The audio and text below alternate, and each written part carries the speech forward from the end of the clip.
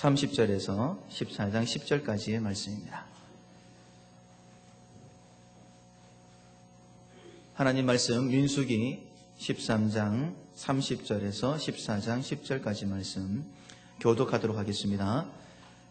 갈렙이 모세 앞에서 백성을 안돈시켜 가로되 우리가 곧 올라가서 그 땅을 취하자 능히 이기리라 하나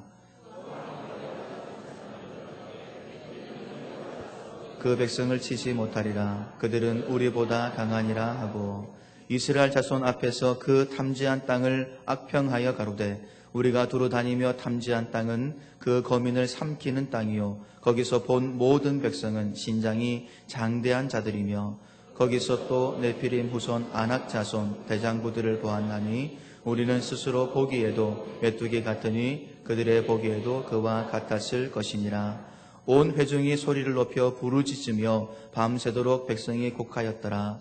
이스라엘 자손이 다 모세와 아론을 원망한 회중이 그들에게 이르되 우리가 애굽 땅에서 죽었거나 이 광야에서 죽었다면 좋았을 것을 어찌하여 여호와가 우리를 그 땅으로 인도하여 칼에 망하게 하려 하는고 우리 처자가 사로잡히리니 애굽으로 돌아가는 것이 낫지 아니하랴.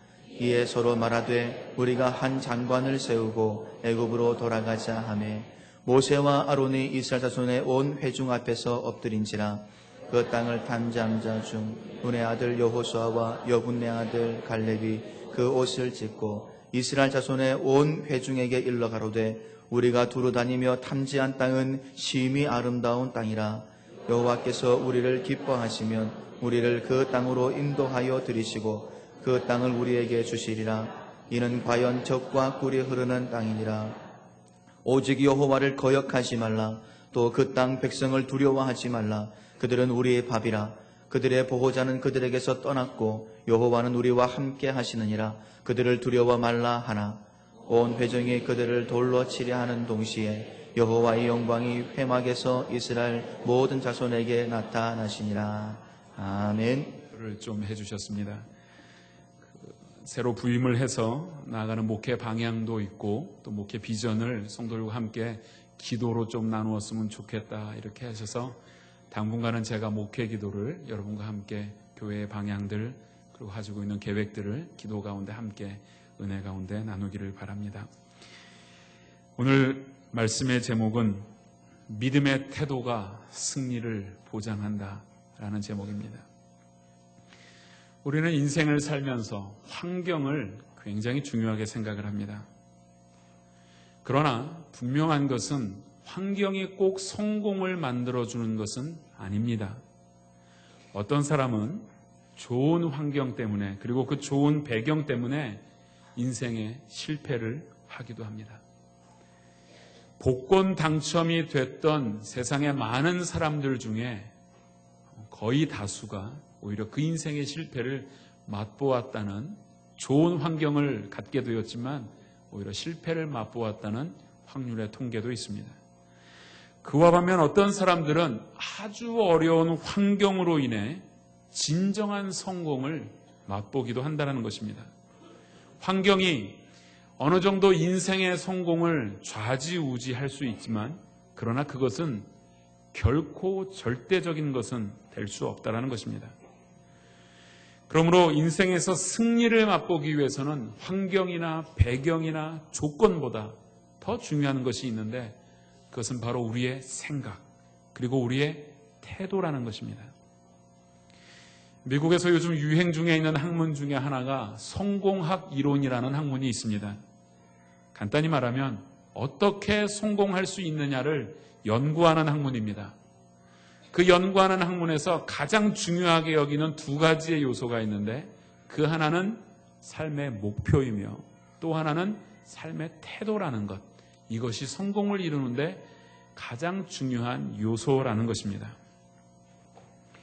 그러기에 동일한 문제라도 어떠한 태도를 가지고 있느냐에 따라 쉽게 승리하기도 하고 또 패배하기도 합니다. 특별히 믿음의 세계가 그렇습니다. 믿음은 눈에 보이는 것이 아니에요.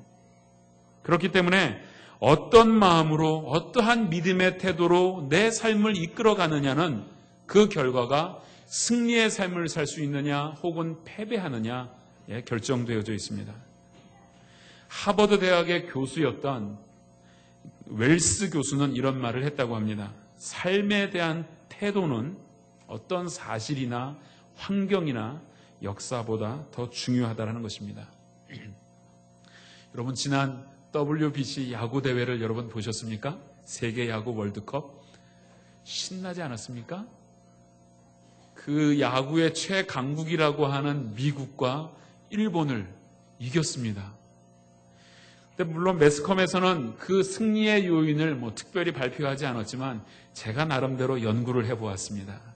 도대체 어떻게 해서 그 엄청난 선수들이 있는 미국을 상대로 해서, 그리고 그 대단한 일본을 상대로 해서 이길 수 있었을까? 생각을 해본 결과 태도였습니다.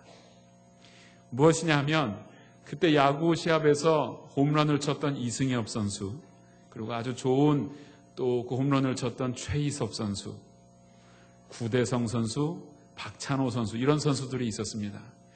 어떤 분들의 표정은 지금 누구를 이야기하는지 도대체 모르겠다라는 표정으로 보시는 분들이 있는데, 특별히 이 선수들은요, 우리나라에서 야구를 잘한다 해서 수출된 선수들이에요. 미국으로, 일본으로 우리가 돈 좀 벌어오라고 수출한 선수들입니다. 그런데 이승엽 선수 같은 경우에는 처음에 미국의 메이저리그에 가기 위해서 미국으로 건너갔었습니다.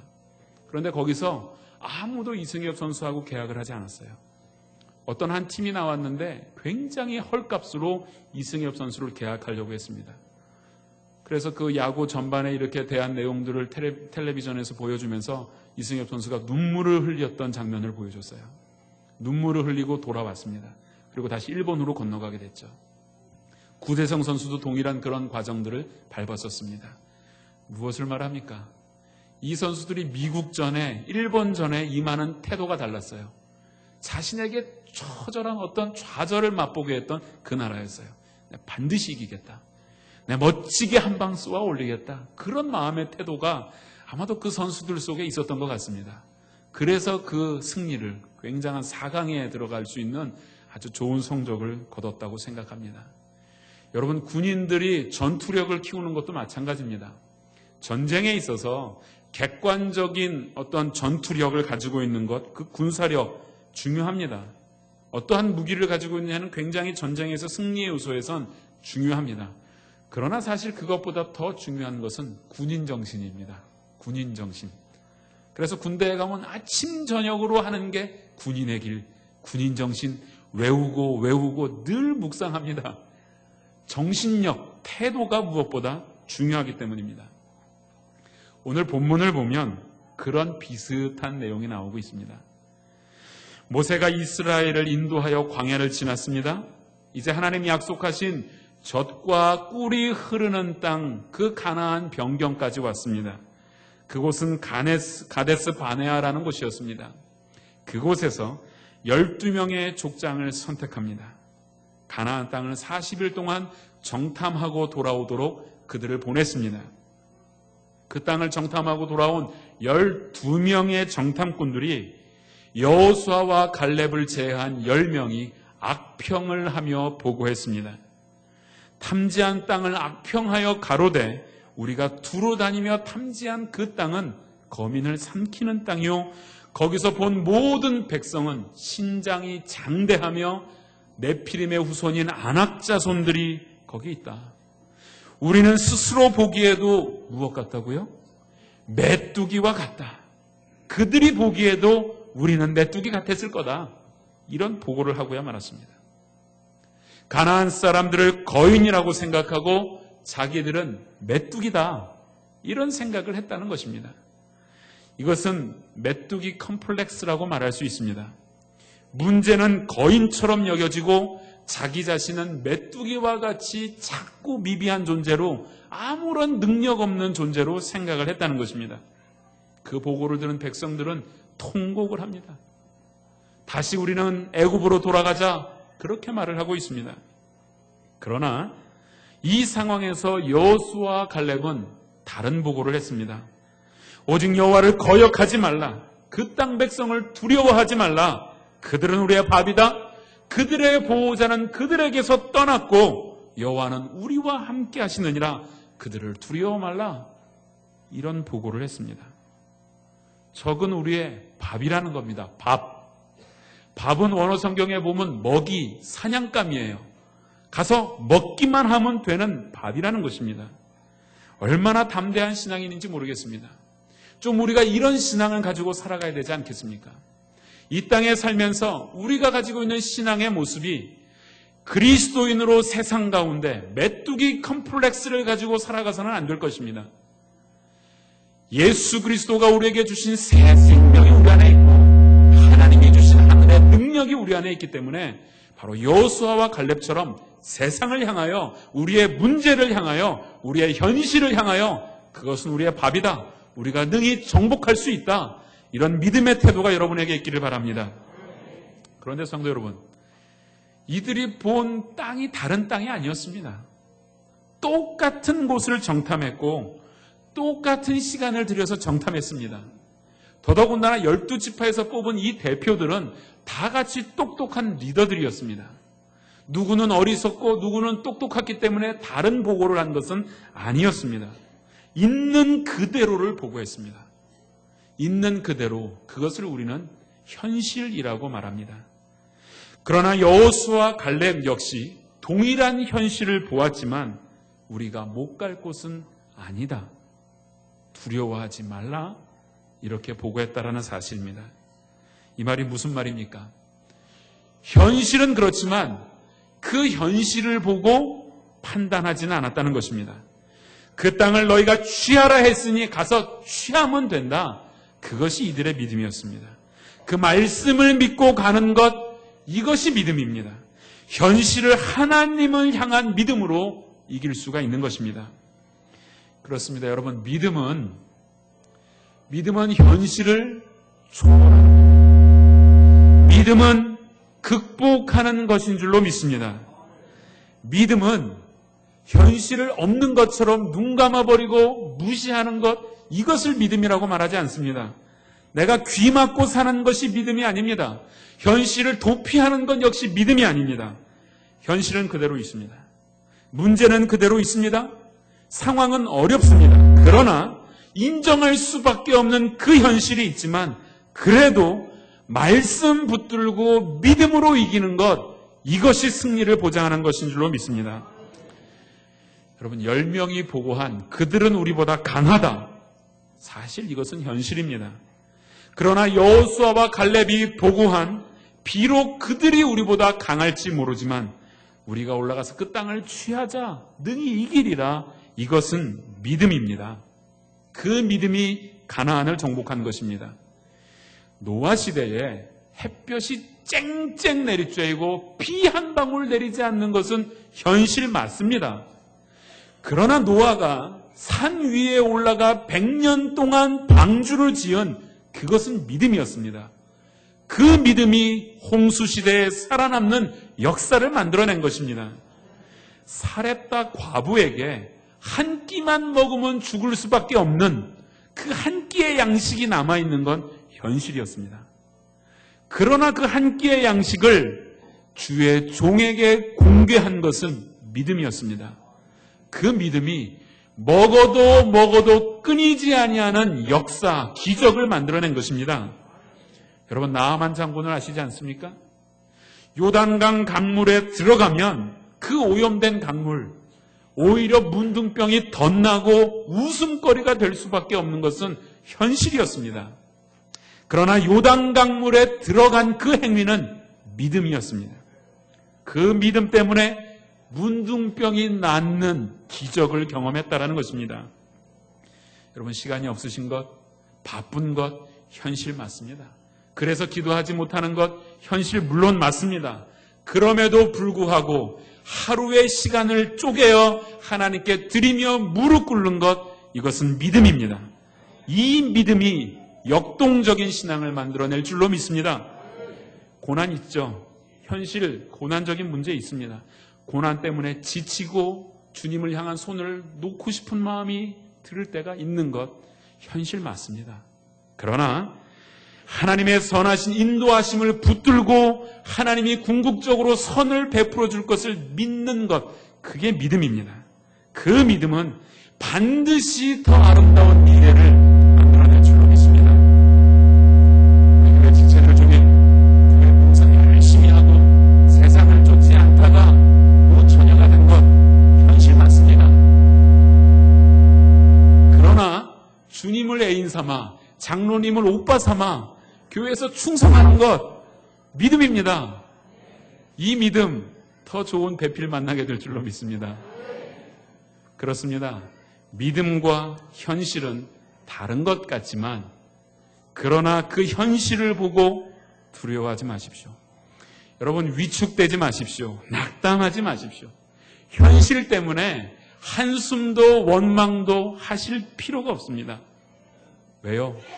하나님께서는 우리에게 주신 멋진 믿음이라는 선물이 있기 때문입니다. 이 믿음이 반드시 하나님이 원하시고 세상이 인정하는 더 위대한 결과를 만들어낼 줄로 믿습니다. 우리가 그 현실을 극복하기 위해선 보는 눈이 달라야 합니다. 메뚜기 의식을 가진 자와 밥 의식을 가진 자, 그들의 가장 큰 차이가 있다면 보는 눈이 달랐다는 것입니다. 안목이 다른 거예요. 메뚜기 의식을 가진 자는 그저 육신의 눈으로만 봅니다. 현실의 외적인 조건들, 눈에 보이는 환경, 그것 가지고만 판단합니다. 그러나 밥 의식의 안목은 어떻습니까? 14장 8절 말씀 우리 함께 읽어보겠습니다. 8절 말씀 읽겠습니다. 여호와께서 우리를 기뻐하시면 우리를 그 땅으로 인도하여 들이시고 그 땅을 우리에게 주시리라. 이는 과연 젖과 꿀이 흐르는 땅이니라. 아멘. 하나님이 뭐 하시면요? 기뻐하시면 우리를 그 땅으로 인도하실 거다라는 겁니다. 하나님이 기뻐하시면 이 말은 무슨 말입니까? 하나님이 원하시면, 하나님이 원하시는 뜻이 있으면 반드시 하나님이 우리를 인도해 주실 거다. 누구의 눈으로 본 겁니까? 하나님의 눈으로 본 거예요. 있는 현실을 조건이나 외적인 요소로 본 게 아니라 하나님이 기쁘신 뜻이 그 안에 있다면, 하나님이 원하신다면 반드시 우리를 인도하실 것이며 절대적으로 주관해 주실 것이다. 이 믿음이 있었다라는 것입니다. 여러분 나머지 10명의 보고를 곰곰이 살펴보면요.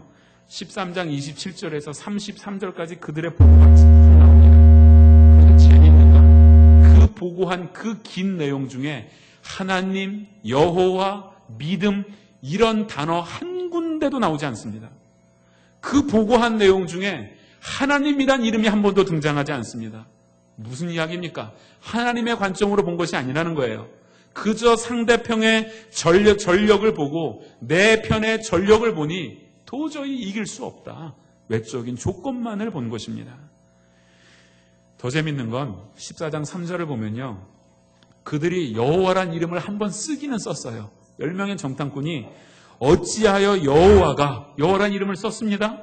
그들이 고백인데 우리를 그 땅으로 인도하여 칼에 망하게 하는가.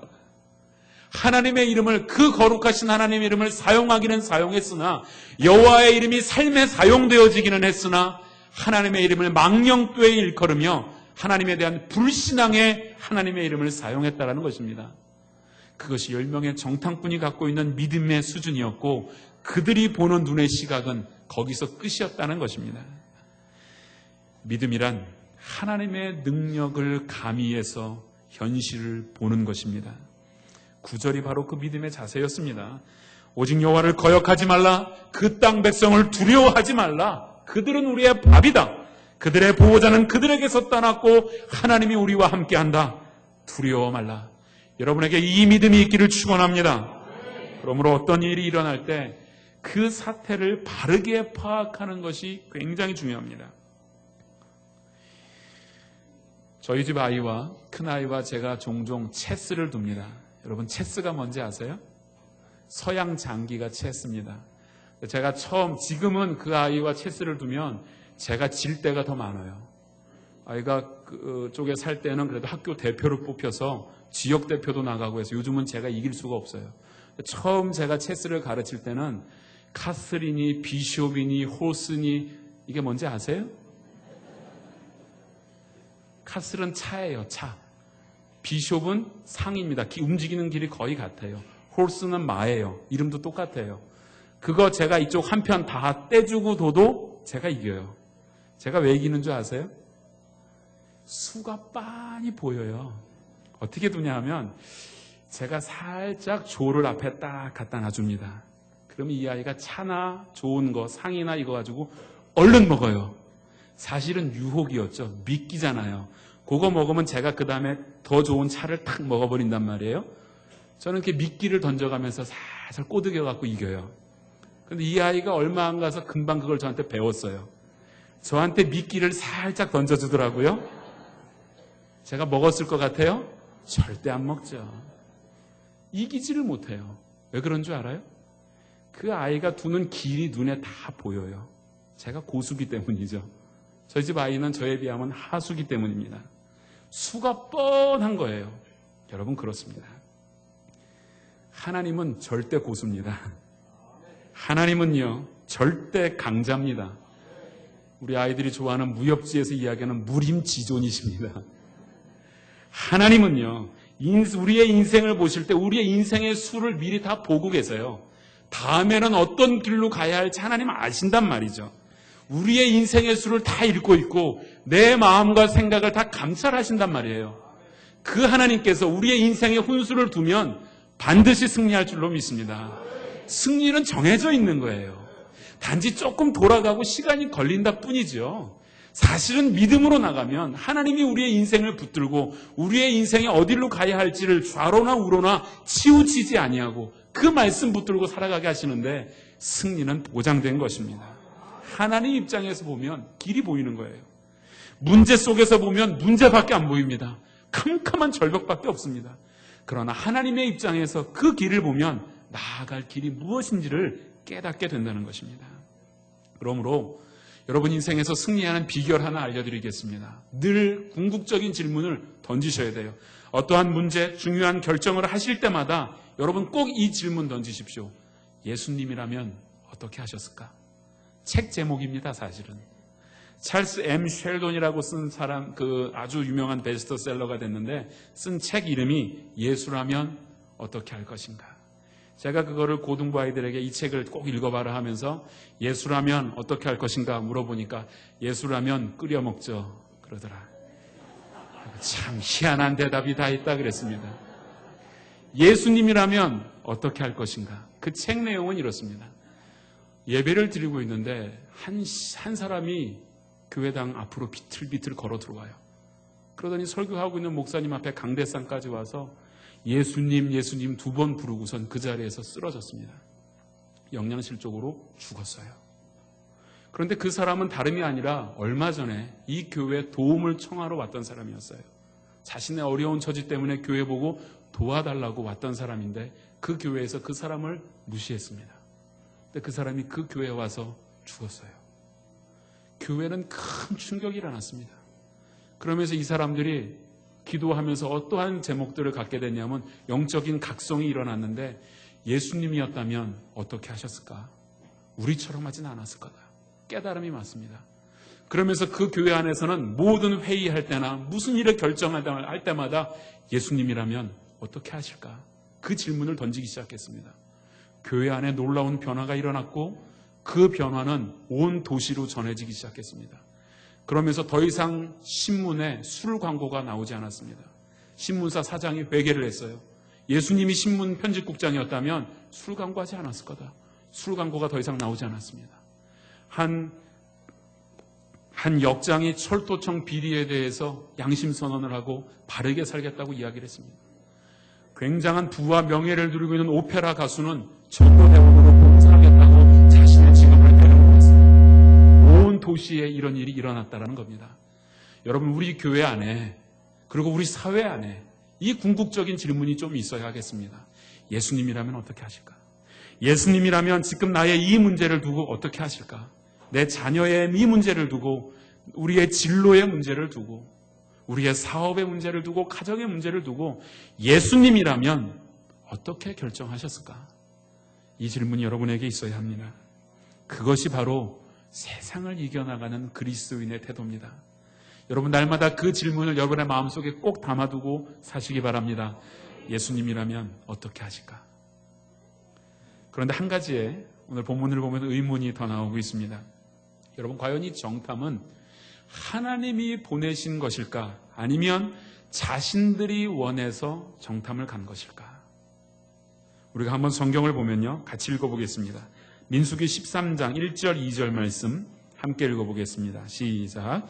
여호와께서 모세에게 일러 가라사대 사람을 보내어 내가 이스라엘 자손에게 주는 가나안 땅을 탐지하게 하되 그 종족의 각 지파 중에서 족장된 자 한 사람씩 보내라. 여호와께서 모세에게 일러 가라사대, 아하, 오늘 본문을 보니까 하나님께서 가라고 하셨구나, 이렇게 생각할 수 있습니다. 그런데 한 구절을 더 찾아볼까요? 신명기 1장 22절 말씀을 한번 보겠습니다. 신명기 1장 22절입니다. 같이 읽겠습니다. 너희가 다 내 앞으로 나와 말하기를 우리가 사람을 우리 앞서 보내어 우리를 위하여 그 땅을 정탐하고 어느 길로 올라가야 할 것과 어느 성읍으로 들어가야 할 것을 우리에게 회복해 하자 하기에, 너희가 이스라엘 백성들이 다 내 앞으로, 하나님 앞으로 나와 말하기를 요구한 거죠. 먼저 보내달라. 정탐꾼을 보내달라고 말한 것입니다. 즉 하나님이 모세에게 명령을 하달하시기 전에 이스라엘 백성들이 정탐하게 해주십시오, 요구를 했다라는 것입니다. 그런데 그 요구 가운데 우리가 깨닫는 말씀이 있습니다. 다르게 나오는 단어가 있어요. 민수기 13장 1절과 2절에서 하나님께서 한번 탐지해봐라, 정탐하라는 단어를 쓸 때는 성경에 보니까 이스라엘 자손에게 주는 가나안 땅을 뭐 하게 하되? 탐지하게 하되. 그런데 신명기 1장 22절에서는 우리가 정탐하고 싶습니다라고 얘기를 했어요. 두 단어가 다르게 나오고 있다는 사실입니다. 탐지라는 말은 히브리 원어에 보면 투루라는 말을 씁니다. 이 말의 뜻은 한번 가보자, 한번 구경 가보자, 그런 뜻이에요. 한번 알아봐보자, 이 정도의 뜻입니다. 그런데 이스라엘 백성들이 요구했던 정탐이라는 단어는 리가르라는 단어의 뜻으로 우리가 가서 과연 가능할까? 의심을 가지고 보는 거예요. 가도 되나? 이길 수 있을까? 전략을 세워보자, 이 뜻이 바로 정탐이란 뜻입니다. 여러분, 무슨 뜻이 차이가 있습니까? 탐지는 이런 것이죠. 새 아파트 분양받고 얼마나 좋아요. 이제 새 아파트 분양받으면 그곳에 우리가 가서 잘 살 수 있을까, 이렇게 하는 거 가서 뭐 이렇게 의심을 가지고 보지 않잖아요. 얼마나 좋은지 가서 또 보고 좋아서, 마음이 좋아서 가보는 것, 이건 탐지란 말이에요. 그런데 정탐은 의심을 가지고 보는 거죠. 가서 우리가 어떻게 싸워야 되지? 혹시 안 될 수도 있다. 안 되면 돌아와 보자. 이런 전제를 가지고 본 것이 정탐이란 단어입니다. 무엇이 다른 겁니까? 그들의 마음에는 가나안 땅, 그 약속의 땅이라는 사실을 잊어버리고 있는 것입니다. 그들이 광야 생활을 살아오면서 하나님께서 베풀어 주셨던 그 수많은 은혜들을 잊어버린 거예요. 그리고 믿음이 약해졌습니다. 하나님이 약속하셨어요. 그 땅을 너희가 취하리라, 밟는 곳을 주리라 약속하셨는데 의심을 가지고 보는 겁니다. 약속을 버리고 조건을 가지고 이제 내가 한번 어떻게 해보겠다라는 의심을 가지고 보는 것이 정탐이라는 것입니다. 여러분, 사실은 약속의 땅 가나안, 약속의 땅이 맞습니다. 민수기 13장 23절을 보니까 또 에스골 골짜기에 이르러 거기서 포도 한 송이 가지를 달린 포도 한 송이를 가지에 매여서 가지고 왔어요. 그리고 석류와 무화과를 취했다라고 말합니다. 실제로 이 지역엔 지금도 포도 한 송이 무게가 약 4kg에서 5kg 이상 나간다고 합니다. 물론 무거워서 작대기에 매서 온 것도 있지만 잘 보존하려고 가지고 온 것으로 보입니다. 어쨌든 그곳은 아주 풍성한 약속이 있는 곳이었어요. 그런데 그 풍성한 과일을 보면서 믿음의 사람이라면, 야, 정말 약속의 땅이 맞구나. 하나님께서 우리에게 젖과 꿀이 흐르는 땅이라고 하셨는데 정말 젖과 꿀이 흐르는 땅이구나. 축복의 땅이다. 가서 취하자. 이래야지 정상 아닙니까? 그런데 그것을 보고 이 믿음 없는 정탐꾼들이 하는 이야기는 이 큰 과일을 먹는 사람들이 얼마나 클까? 그들은 거인 맞다. 여러분, 축복을 오히려 저주로 보고 있는 겁니다. 이런 믿음의 상태에 이르면 안 된다는 것입니다. 풍성한 과일은 축복의 증거며 그 과일을 만든 사람은 아낙 자손이 아니고 하나님이셨습니다. 하나님이 약속의 증거물들을 불신앙의 증거로 사용한다면 그것은 잘못된 믿음이요, 실패하는 믿음이요, 패배하는 믿음인 것입니다. 그러므로 우리 주변에 눈을 들어서 가만히 살펴보면 실제 많은 축복들이 있습니다. 여러분이 힘들게 느꼈던 그 요소가 사실은 축복이에요. 그게 믿음의 큰 증거로 나타날 수 있는 복의 길이라는 것입니다. 지난번에 한번 그런 이야기 나눴는데 숨은 그림 찾기 보셨지 않았습니까? 신문 같은 데 보면 숨은 그림 찾기 하는데 처음에는 그 장마가 왜 이리 안 보이는지요. 그놈의 지팡이를 한번 찾아보려고 눈을 씻고 찾아도 잘 안 보여요. 근데 한번 딱 찾고 나면 언제든지 보면 그 숨은 그림이 보이지 않습니까? 사실 우리의 삶에 하나님의 축복이 숨은 그림처럼 숨어 있는 거예요. 우리가 못 느낀다 뿐이죠. 여러분이 그토록 마음에 아파하고 힘들게 하는 그 사람이 사실은 여러분의 축복입니다. 그 사람으로 인하여 내가 복을 누릴 수 있는 거예요. 여러분 삶에 있는 그 문제, 그 현실, 그게 문제 같지만 하나님의 시각으로 믿음을 가지고 보면 그것은 문제가 아니요, 가나안의 포도나무처럼, 가나안의 송유와 무화과처럼 그것은 축복이 될 줄로 믿습니다. 10명의 보고를 들어보니까 자신들은 가나안 사람에 비하면 메뚜기 같다라는 거예요. 그래서 자신감을 상실해버렸습니다. 패배의식에 사로잡혔습니다. 메뚜기 사고방식이라는 것은 자기 장점은 하나도 발견하지 못하는 거예요. 열등감에 사로잡힌 겁니다. 우리는 안 돼, 이런 생각합니다. 좌절합니다. 패배주의적 사고를 갖고 있습니다. 한마디로 말하면 부정적인 사고방식이다. 부정적인 사고방식은 믿음의 성장을 저해한다. 그것을 오늘 본문에서 말을 하고 있는 것입니다. 우리가 하는 말의 양 가운데 얼마나 많은 말들을, 부정적인 말들을 우리가 많이 합니까? 이거 할 수 있을까? 안 돼. 그건 안 될 거야. 그건 아니야. 할 수 없어. 이런 말들은 사실 우리가 태어나면서부터 배운 말들입니다.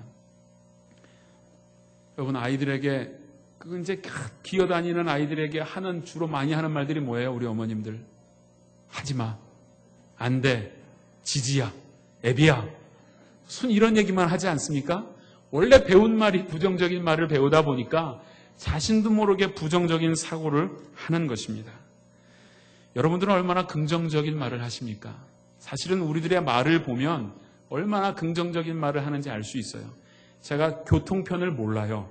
몇 번 버스가 어디 가는지 몰라서 우리 교육자들에게 물어봤더니 8번 버스가 영도에 간대요.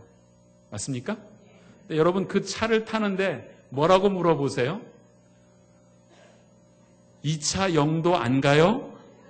이렇게 물어보십니까? 아니면 이 차 영도 가죠? 이렇게 물어보십니까? 아마 적지 않은 수가 이 차 영도 안 가나요? 이렇게 물어보는 분들이 있을 거예요. 자신도 모르게 삶에 부정적인, 긍정적이지 못한 사고를 가지고 있는 경험들이 있다는 것입니다. 그러나 여러분, 믿음의 뿌리를 두고 긍정적인 생각을 하고 긍정적인 말을 하고 긍정적인 행동을 해야 합니다. 여호수아와 갈렙의 보고를 보십시오. 그곳은 심히 아름다운 땅이다. 그 땅을 우리에게 주시리라. 우리가 두려워 말자. 그들은 우리의 밥이다. 똑같은 상황을 봤지만 부정적인 해석을 한 자와 긍정적인 해석을 한 자가 완전히 다른 결과를 가지고 오고 있다는 것입니다. 긍정적인 사고, 긍정적인 믿음 가지시기 바랍니다. 여러분이 얼마나 긍정적인지 제가 실험을 한 가지 해보겠습니다. 아까 2부 예배 때 실험을 해보니까 좀 틀린 답이 나오긴 했는데 여러분 뭐가 보이세요? 됐습니다. 길게 보면 안 돼요. 뭐가 보이셨어요? 점이 보이죠. 부정적인 시각은 점밖에 안 보입니다. 긍정적인 시각은 그 조그만 점을 보는 게 아니고 넓은 하얀 종이를 보는 겁니다. 그게 믿음이에요. 다시 한번 보여드리겠습니다. 뭐가 보이시죠? 맞습니다.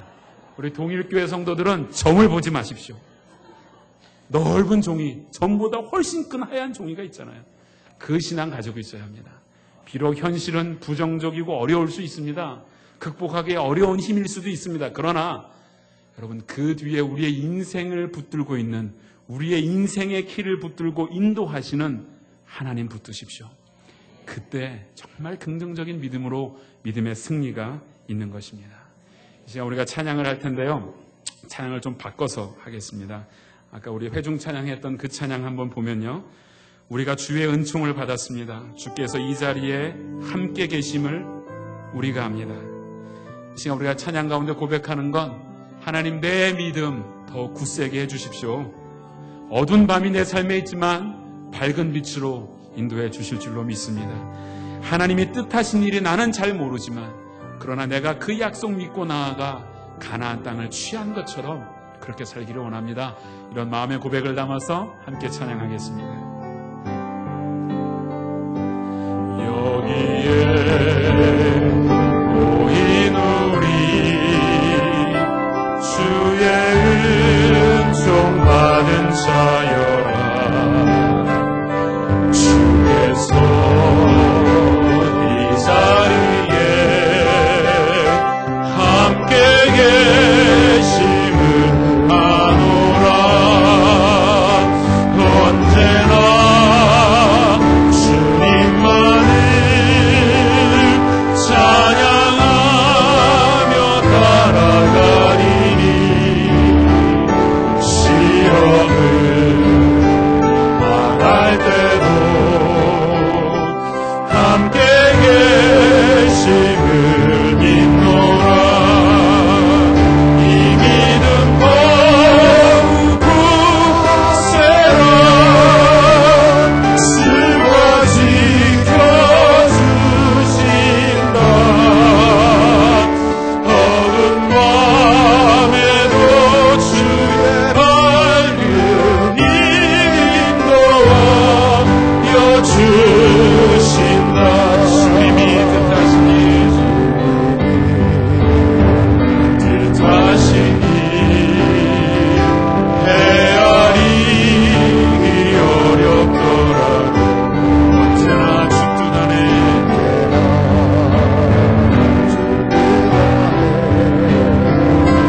내가 있음을 아노라. 사랑의 말씀들이 나를 더욱 굳세게 하니 때로는 넘어져도 제 웃음